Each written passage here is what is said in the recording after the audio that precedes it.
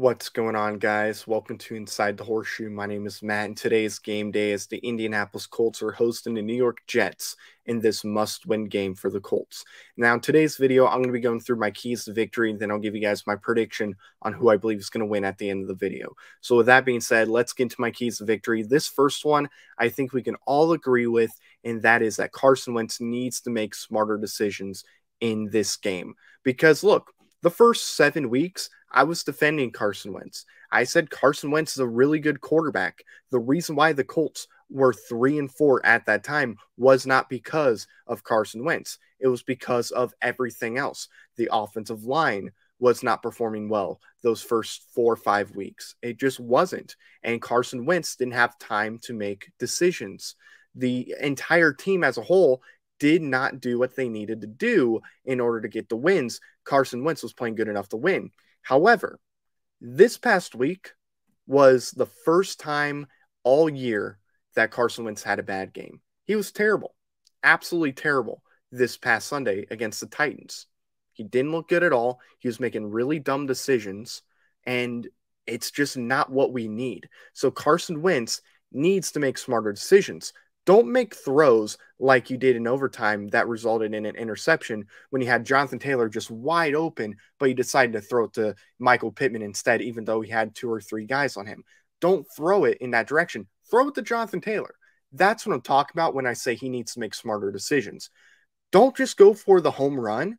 Sometimes, if nobody's open downfield, just take the easy out, get some yards, and then continue the drive. So Carson Wentz, if we're going to win this game, has to play better and he has to play smarter. I believe he will, but he's going to have to do that not only in this game, but in every game moving forward. So he has to play smarter. We also need to run the ball with Jonathan Taylor more often, okay? I mean, he's the second best running back in the NFL, and he's our best offensive player, not named Quentin Nelson. Use him. Run with him, okay? Because he's one of those running backs that as the game progresses, he gets better and better. So take advantage of that, especially when you go up against a team like the Jets. You just got to take advantage of that, okay? Just get him out there, have him do his thing. He's going to get you 100 to 150 yards rushing in this game, at least. I don't know. If you run with him more than 20 times, he might get more than 150 yards. The guy is a monster. Use him. Don't just go away from him as we're getting to the end of the game. Continue to go with him, okay? If we do that, then we're definitely going to win this game, especially in the offensive side of things. Frank Reich also needs to do better than he did this past Sunday when it comes to play calling. Now, look, I love Frank Reich. I really do. I think he's one of the best coaches in the entire NFL. And if I'm going to be honest, I think he's in the top 10 best coaches right now. I know some fans will disagree with me on that, but I don't care. I think Frank Reich is a top 10 coach in the entire NFL, for sure. Does he make decisions that make me question what he's doing? Absolutely. But still, I think he's a very good coach. And honestly, there's been multiple games this year where he's done a great job with play calling. Absolutely, he has. But this past Sunday was not good at all. It was pretty bad. He made some really dumb decisions as far as play calling goes that ended up costing us. For example, that screen pass when we were so close to the end zone. I wouldn't have done that. I would have ran it, in all honesty, used Jonathan Taylor, or heck, I guess you can use Marlon Mack if you don't want to use him, or Nyheim Hines if you don't want to use Taylor. But point being, I would have ran it instead of doing a screen pass, and unfortunately, didn't work out. But still, I think he's a very good coach, but he's got to do better than he did this past Sunday. I think he will. I think he's going to do a very good job today against the Jets. I would be surprised if Frank Reich had another bad day coaching. And lastly, you can't let Mike White go off, okay? Look, I get it. It's a nice story. He comes in, starts over the injured Zach Wilson, goes up against a very good Cincinnati Bengals team, ends up throwing over 400 yards and leading the Jets to a victory over one of the best teams in the AFC, if not the entire NFL, okay? So it's a nice story, but you cannot let that continue, okay? You cannot let Mike White beat up on your defense. You can't let it happen at all. Get pressure on him. Get him to the ground. Force him to make some dumb throws, okay?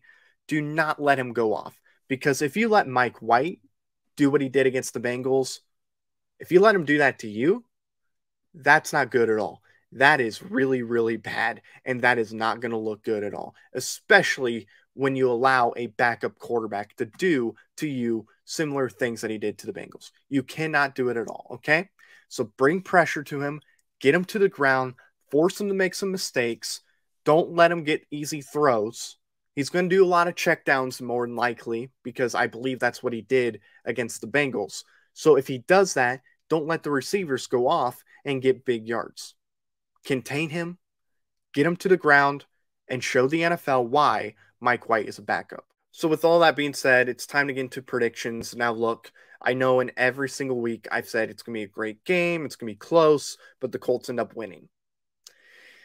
That's not happening this week. This should be a blowout. I'm thinking Colts are going to win this game like 35-7.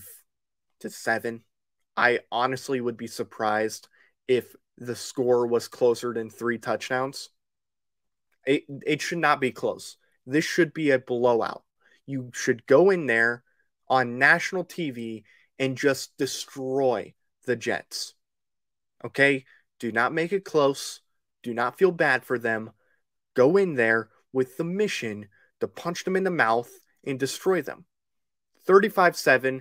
That's my prediction for this game. Let me know your thoughts in the comments below.